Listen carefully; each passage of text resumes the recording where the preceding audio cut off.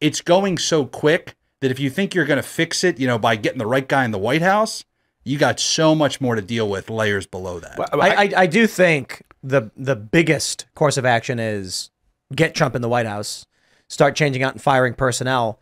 When the big tech guys, not like Silicon Valley, but like Elon and his crew and GigaFund, when I saw, I went to a party where a bunch of guys were talking about ways to like win the culture and their plans, and they really believed taking Twitter was that path.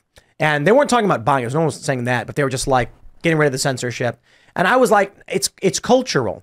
I do believe big tech is the path towards, restricting and controlling culture, but we need a massive cultural shift in a certain direction. But I got to hand it to him. Elon Musk buys Twitter, and boy, has the landscape shifted dramatically. It's not just Elon Musk's effort. It's going to be everybody speaking up. But I think a lot is similar to voting for Donald Trump in November. Not a perfect guy. People are complaining, oh, Elon Musk is banning this person or that person. Why aren't I allowed to say this? I'm like, yeah, because there's no perfect scenario for anybody, but it's certainly improved. Alex Jones is back. Voting for Donald Trump is going to be like, oh, there's going to be a lot of stuff. This is what drives me crazy with the libertarians. They're like, Trump did this and did that. And I'm like, bro, look, if my choice is the Democrat uniparty warmongers, bomb Iran, or Donald Trump, no new wars, how could you ever be like, by all means, 100%. We'll sit here and be like, oh, Trump did bad here, and I'm going to vote for him with a smile on my face. And so I think changing all of this comes from us, state level, city level, culturally. That's why we're doing the coffee shop. That's why we're doing music and skateboarding. It's what we know.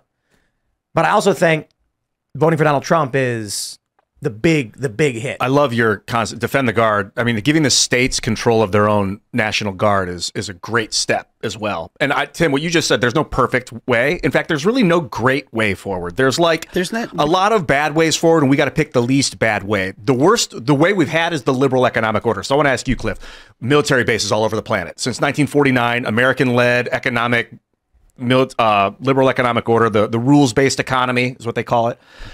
Not very good anymore. These American military bases, Iraq, Afghanistan, Libya, wherever else the hell we've been dominating and destroying things. I say, I'm complicit. But like, what's the next step? Global technocracy, centralized control of these technocrats. Like, how do we parse this? How do we transition away from having American military bases all over the planet as global police, or should we? And would it be better? Would it be worse? What do you see? Well, I think it probably has to get worse here. I mean, we don't have a Javier Milei leading the country, right? It had to get so bad that they were able to bring somebody in and say, hey, we need a different direction. You've got the Democrats who are going to continue to spend their money on all the domestic spending, the welfare, illegal immigrants, anything they can do to virtue signal. And you've got the right, who's going to just continue to fund the military-industrial complex. And of course, we know who pays for it all, the Fed, right? And I don't think you fix the Fed. I don't. I worked for Ron Paul when he passed Audit the Fed, H.R. 459. I'm the biggest believer in ending the Federal Reserve and replacing it with absolutely nothing. But you have to do the spending. The spending is the only way you get it under control. And I don't know when it gets bad enough that people feel it through the inflation, they feel it through the cost of goods and services. But to me, there's that uniparty holy alliance. And until we can expose that with local pushback, local alternatives to all of what they're doing, I don't think you fix it, but you've got to figure out a way to tackle the uniparty's obsession with both domestic welfare and military spending that has really no oversight. If we do it, like if it gets so bad that we can't do the spending anymore, and they're like, we just can't do the spending now, so it has to change. What then if we get invaded, how do we pay the troops? Or do people just have to fight for no money like they did in the Revolutionary Wars? Yeah, I think they didn't fight for no money. They didn't get their money when they came back because they were promised a lot, and they had to put their farms on hold while they went and fought. When they came back, their farms were in foreclosure. Half the guys, bunch of guys.